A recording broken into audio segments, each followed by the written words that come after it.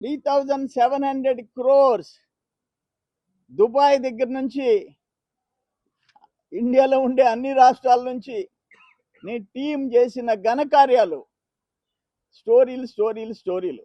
ఇప్పుడు పుష్ప సినిమా వచ్చింది. దాంట్లో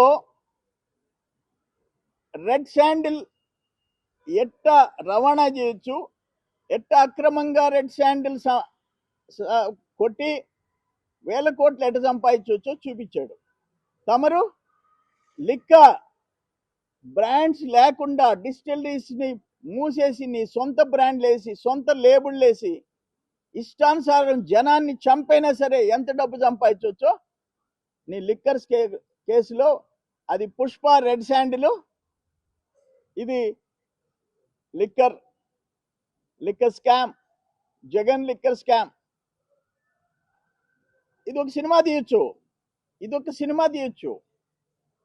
అంత ఘోరాలకి ఒడిగట్టిన తమరు నెల్లూరుకు వచ్చి కాకాని గోవర్ధన్ రెడ్డి పాపం మంచి బాలుడు అని చెప్పేదానికి చంద్రబాబు నాయుడు గారిని తిడతావా? నువ్వు చంద్రబాబు నాయుడిని అటాక్ చేస్తావా? ఈరోజు చూపించారు కదా ప్రజలు నీకు. నువ్వు ఒక ప్రతిపక్ష నాయకుడు కూడా కాదు, అయినా అంతమంది పోలీసు సెక్యూరిటీ ఇచ్చారు. మీ వాళ్ళు ఏం మాట్లాడతారు? అయ్యా నీ దగ్గర పర్మిషన్ తీసుకున్నారు, no question of permissions. Police లేదు, వంకాయ లేదు, చట్టాలు లేదు, ఏం చేసుకుంటారో చేసుకోండి అని చెప్పి మీ లీడర్స్ మాట్లాడుతున్నారు. కరెక్టా అని చెప్పి అడుగుతుండా?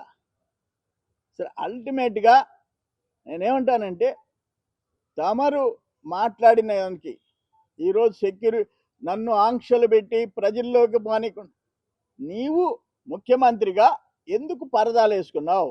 ఎందుకు కూలింగ్ గ్లాసుల కారులో నుంచి బయట రాలేదు? ఇప్పుడు ఎందుకు బయట వచ్చి చేతులు ఊపుతున్నావు? ఎందుకు చెట్లు నరికిచ్చావు? ఎందుకు పరదాలు వేసావు? ఎందుకు షాపులు మూయించావు?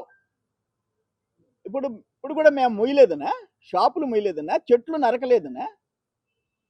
ఎక్కడ ఈవెన్ నియంతలు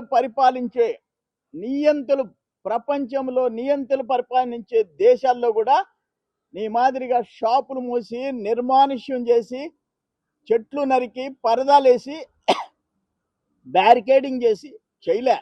నువ్వు ఒక నియంతగా రుజువు చేసుకున్నావు. ఈరోజు లిక్కర్ కేసులో ఇంటర్నేషనల్ బ్రాండ్ కిందకు వచ్చింది నీ స్కామ్. అటువంటి వాడివి నీ నోటికి వచ్చినట్టు చంద్రబాబు నాయుడు గారిని మాట్లాడితే నవ్విపోతారు, అనుభవిస్తారు.